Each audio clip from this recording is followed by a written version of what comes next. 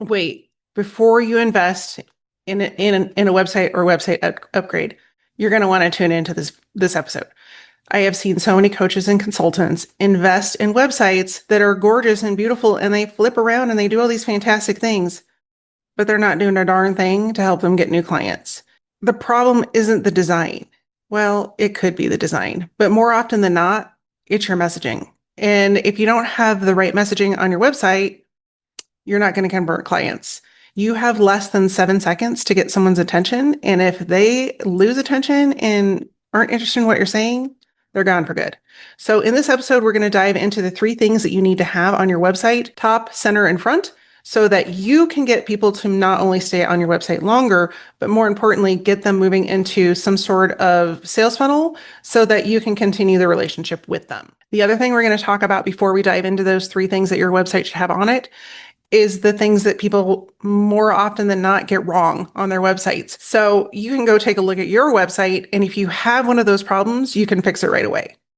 And the good news is once you get some of those things fixed, you're going to start to see traction pretty quickly. If we haven't met yet, I'm Elisa Connor. This is the Marketing Menagerie. Every week we talk about the marketing tactics that you're already investing in and amplifying the strategy around those so that you get more bang for your buck. So if you're new here, thanks for joining me. If you've stuck around and watched a few videos, I would love for you to subscribe. And if you find value in these episodes, I'd love for you to share it with a friend. So let's dive in.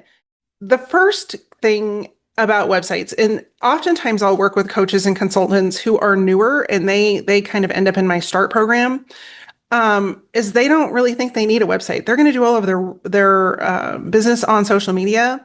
That's a whole nother episode, but I want to touch on it for just a minute. Your website is one of the only pieces of real estate that you own in your business. Social media is owned by someone else, so they make the rules. So it is important for you to have a website, even if it's just a fundamental website that talks about, you, your business, what you do, and gives people a way to continue their journey with you. So if you want to know more about why you should have a website, let me know in the comments and I will create a video on that too. But if you're on board with a website and you already have a website or you're thinking about getting a website, let's talk about some of the things that you should avoid so that you save yourself some time, money, and frustration. Because there is nothing more frustrating than investing in a glorious website that's beautiful, that looks fantastic, that does nothing for you. So the first thing that I see with coaches and consultants, specifically those who come out of corporate, that's the majority of my clients, is they want to tell everyone every single thing that they've ever done and that they can do on their website. And this is a big mistake. And the reason it's a big mistake is that it's super overwhelming to people, both visually and technically, to see a bunch of things on a website. Your eyeballs as a human being need white space, and the white space gives your eyes the opportunity to rest. And if you don't have that on your website, it gets really overwhelming for your brain. And so your brain just tunes out.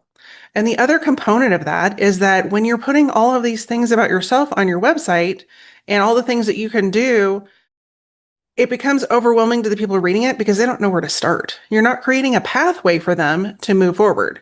And so if you're saying everything on your website, especially on the front page, that you've ever done and that you will ever do and that you ever might want to do, you've already lost people. And we're going to get to why that is when we get to the 3 things to include. So stick with me. The second problem that I see a lot of consultants and coaches make on their website is that they're trying to sell the how. Like, we're going to do it with so many appointments and we're going to check off this great list of ways that we're going to do it. And we're going to have this many meetings and then we're going to touch base and you're going to have worksheets, this many worksheets, and we're going to work through this entire framework. And I've seen so many consultants and coaches specifically who will put every graphic, every chart, everything that they've ever learned in any leadership course on their website. And all this does is, 1, it clogs up the flow of the website, and 2, it distracts people from the actual thing that they're looking for, which is, why do they want to hire you? And why are you more important than anybody else that says they can solve this problem? And I find a lot of times coaches and consultants actually avoid this conversation because they don't know what to say. They like to hide behind their frameworks and their processes because that's comfortable for them. And they know that they can implement those things. But what I tell my clients very often is that You're having a very different conversation with someone when they're at a proposal level versus somebody on your website, and they need to be addressed differently. And so if you're trying to address somebody with the whole lowdown of how you're going to implement the plan for them, but they don't even know that they want your plan, they're going to go find somebody that understands where they are in their journey. And so think about that when you're creating conversations, especially on social media and your website, because these are people that don't know you or don't know you well enough for you to dive into every item and thing that you can do for them. Because one, it's overwhelming. Two, it's going to make their brain fry and go, no, that's way too much work. I don't want to do that. And three, I don't even know if you can solve the problem that we're having because all you want to talk about is your framework. So when we're looking at what we're putting on our website, we want to be very cognizant of keeping it clear, keeping it concise, and being consistent. And a lot of times that means repeating the same thing over and over again, which is okay because our brain needs that. We need to be reminded again and again, especially as we get older. A lot of times pretty websites that have all of the fancy flashing things and moving things and animations and all of the things that people like to add in to make it look pretty are actually detracting from people being able to find what they need from your website, which is what we're going to dive into next, the 3 things that should be on your website. And the first thing is you need to answer these 3 questions in 5 seconds or less. Who do you serve? Who is your ideal client so that they can recognize themselves? What result do you deliver for them? So what is it going to look like at the end of the journey they take with you? And why should they trust you? Because everybody and their brother is a so-and-so expert at this point. So if you don't have some way to prove the validity of what your claims are, you're going to have a really hard time getting them across the finish line or even further down the page. And so in your hero image, which is always above the fold. So when we're talking about above the fold, sometimes people like to throw around that term, but don't actually explain to you what it is. If above the fold actually came from the newspaper industry. And so newspapers used to come folded in half. And so if you haven't picked up a newspaper, don't know what a newspaper is, God help you. Only kidding. But in reality, anything that was important happened before the newspaper was folded in half because you would only see half of the newspaper, which was the part that was upright when it was put into a newspaper box. I guess it's a box where they used to sell them or on, somebody's front porch or whatever. So when they opened it up, that was the first thing they saw. So the idea of above the fold has stuck with everything in electronic media as well, because anything that's of importance needs to happen before somebody scrolls up the screen. And so that it doesn't depend, it doesn't matter if you're on a mobile device, if you're on a desktop device, if you're on television, whatever, anything that's vital and important needs to happen above that fold. And so for sure, this specific tactic needs to happen right front and center. Who do you help? What's the result you get them? And why should they trust you? And if you answer that, you are going to be mega steps ahead of pretty much anybody else in your industry who hasn't answered those questions. So if we're looking at an example of where this looks good or not so good, is if you have a coach or consultant who does leadership development and they have a picture of themselves and it just says, Joe Schmo leadership development, that's not telling anybody what you do, versus having a website image that is showing the transformation that you provide for people. So for example, you're in a boardroom and you have the entire executive team celebrating in some way, shape, or fashion. And then you have your hero messaging that says, helping financial organizations develop strong leaders to navigate seen and unforeseen industry challenge. And then underneath that, have a one line that says increasing profit, revenue, and employee retention and performance. That's going to get people's attention because you're not only telling them what you are going to do for their specific organization. So helping financial organizations, very specific, develop strong leaders. Again, you're talking about doing leadership development, but then you go into, how you help develop them, navigate seen and unforeseen industry challenges. And then the second liner tells them the result of that to increase profit, increase revenue, and increase employee retention and attraction. Like those are big problems for leaders and for organizations in that specific field. So you could even up that one other way by adding a statistic of increasing profit, revenue, and employee retention performance by 60% or more if you have the facts to back that up. Like, don't just wing it. Like, you really need to be able to prove the authority. And then what I would recommend underneath that is actually put the testimonial that you pulled the statistic from, so that you can, it leads right into, okay, prove it.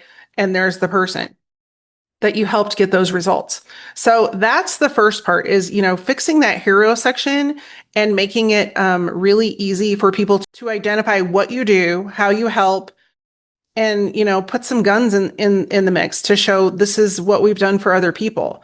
Now, the other place that people go wrong here, and this is going to be throughout your entire website, is they try to have too many calls to action and they try to be cute or quirky with them. Like, get started. What does that mean? Get started. No, like, be really clear. Book a call.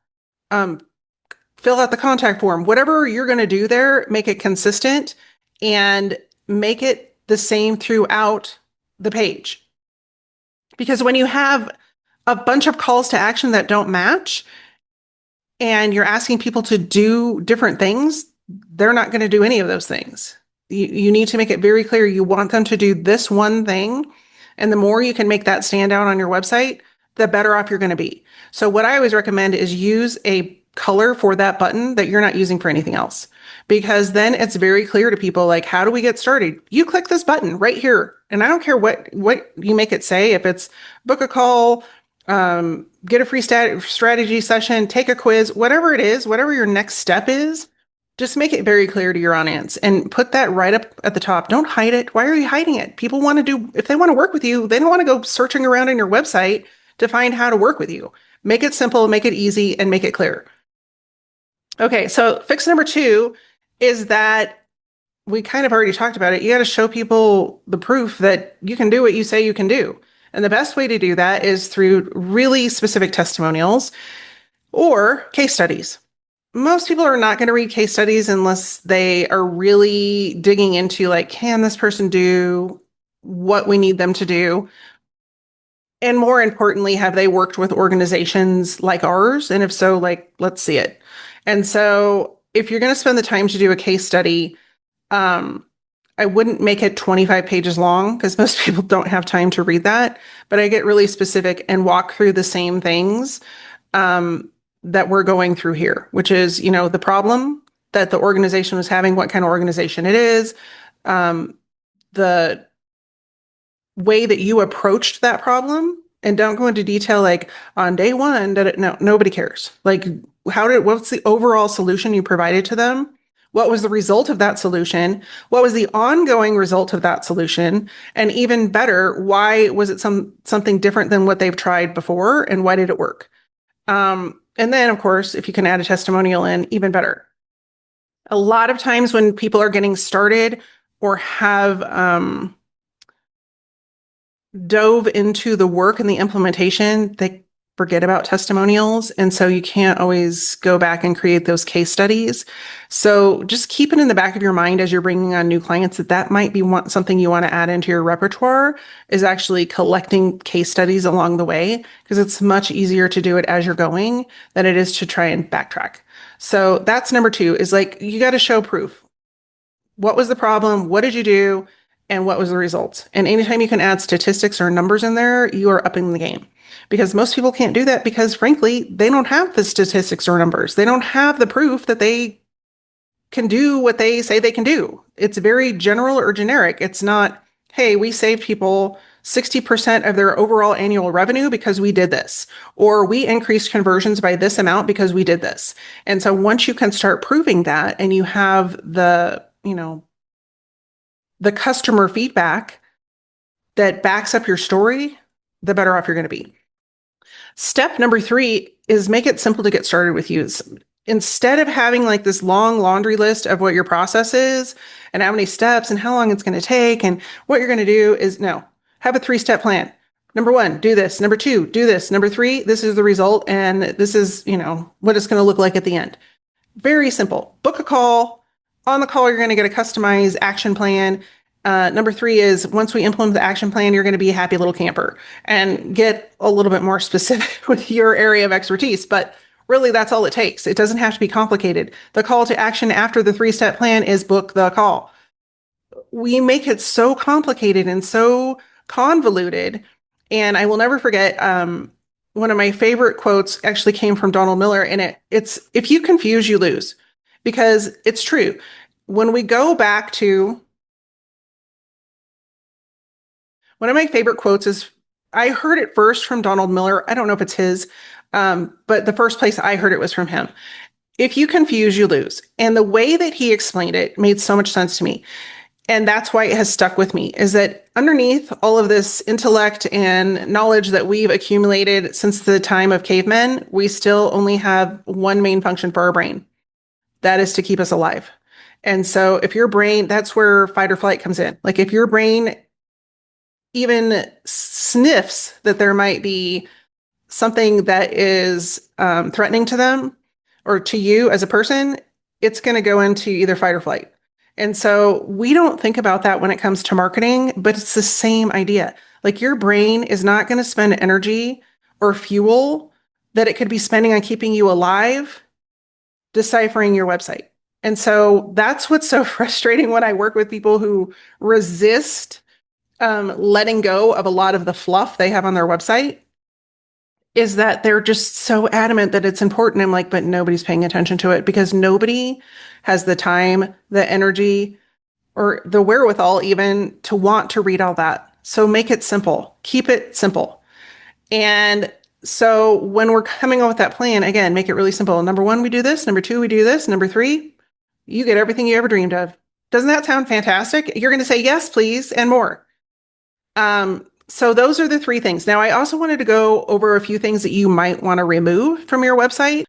The first thing is get rid of all the clever anything, clever headlines, clever language, anything that is not clear. Because if you're trying to be clever and somebody doesn't understand the joke, or you're using slang and they don't get it, number one, you've made them feel inferior because they don't get it. And number two, they're not going to take time to go figure it out. Most people are just like, oh yeah, I don't get it, whatever, I'm moving on. So again, if you confuse by being clever, you're going to lose eyeballs and you're going to lose customers. Number two is stop using industry language. Typically, what I recommend is writing any kind of copy at a 7th grade level, 7th grade conversational level. Because if you're writing above that, it's not that the people you want to work with aren't smart. It's that they don't want to use the brain power to try to understand what you're trying to get across. And not only that, it makes you sound like everybody else in the industry who's just trying to use these big fluffy words to sound important instead of focusing on the actual things that your customers are looking for. So having those long lists of services and fancy terminology and all those things is, again, a snooze fest. Nobody's going to read all of that. But also, it's not helping people get to the actual answers that they're looking for when they're on your website. The other things to get rid of are your step-by-step process. We kind of talked about this already. Like nobody needs to know on day one, we're going to do this. On day two, we're going to do that. That's later. Like you can explain that to them after they've already signed the contract and are a customer. That's of course when you want to explain it. You want to go into detail. Like this is how long it's going to take. This is the process. This is how we're going to work with your team. This is how we're going to work with you. This is how we're going to integrate the two. They're not ready for that yet. They haven't signed on the dotted line. They haven't even asked for a price yet.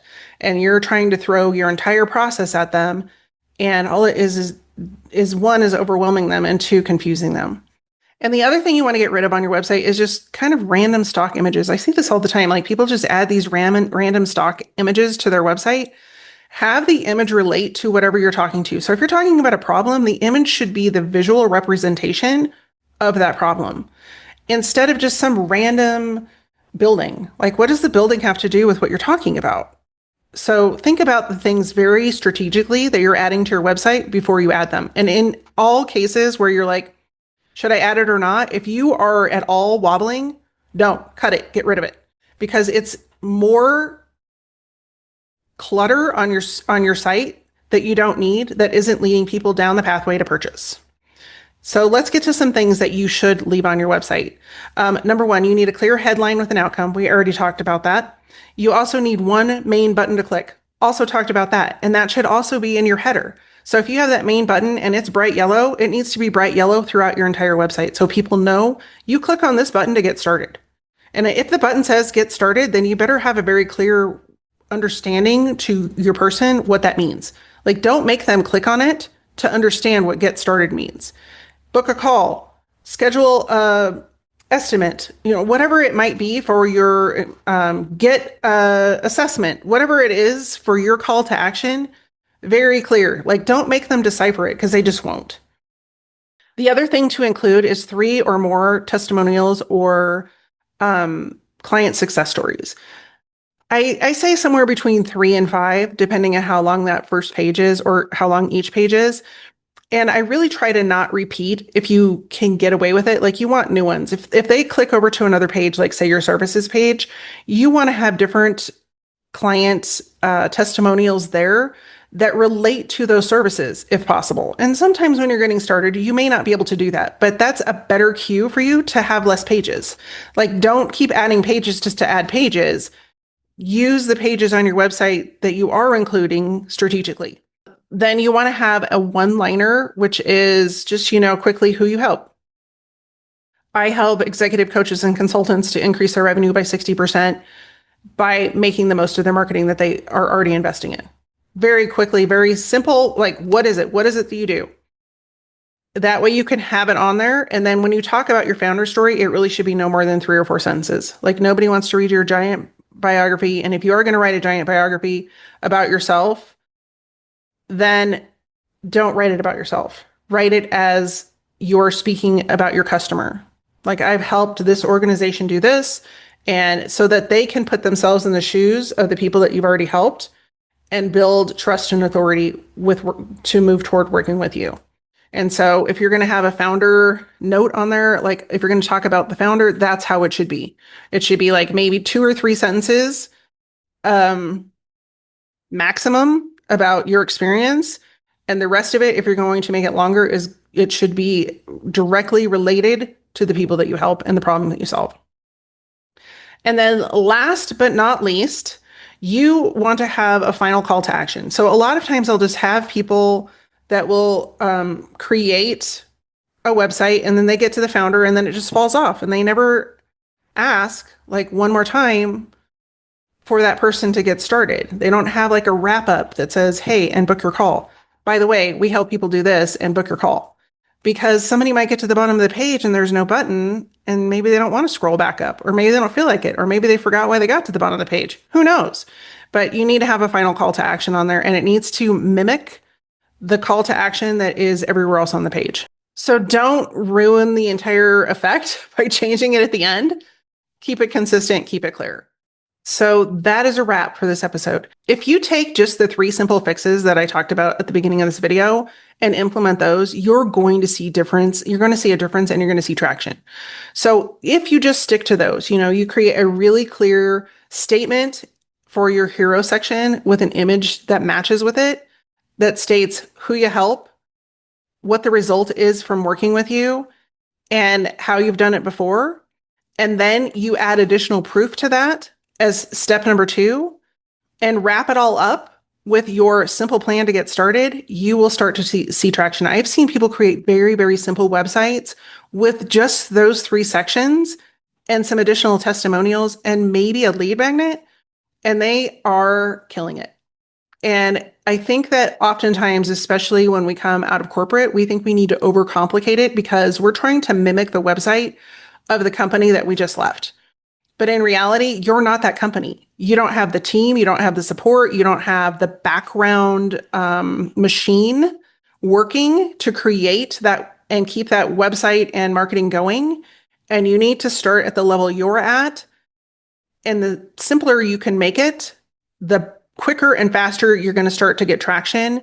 And then you can hire the team and the people behind the scenes to work on those things to advance where you are. So if you are struggling with those things, go and implement that 3-step plan. And if you don't know really where you're at in your business and how you should be looking at this from what stage you're in, I made it really easy for you. I've created a business stage assessment where you can go in and it's not only going to identify the business stage you're in, but it's also going to tell you the things to focus on so that you can gain traction to get to the next stage. So go and take a look at your website and ask yourself some questions and be really honest with yourself. And you may even want to ask a friend to answer these questions for you. Does your headline, is it clear? Like, is it clear who you help and what result you deliver? And sometimes I say ask a friend or ask somebody outside of your normal circle because we don't always see it. We have blinders on in our own business. Number two, do you have one call to action button? Is it clear? Or do you have a bunch of different calls to action that are different colors that say different things? And so nobody knows really how to get started. Number three, do you have 2 to 3 success stories that show statistics, factual statistics of results that you have achieved?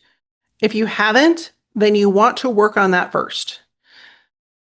Step number 4, is your how to get started section, your 3-step plan, simple? Is it simple enough that can just list it off? Like 1, I make a call. 2, I get to sit down with them and have a customized action plan. And 3, it's going to lead to this. Or is it complicated and takes an hour to explain? If it takes an hour to explain, chances are people are tuning out. And step number 5 is, can a 12-year-old understand every single sentence that you have on your website? Because if not, then you need to change the wording so that they can. Thanks so much for tuning in today. I appreciate you being here. I hope that you learned something. I hope you'll go and take action. If you enjoyed this episode, I would love for you to hit the like button or subscribe and share it with a friend. In the meantime, take care, be well, and I'll see you soon.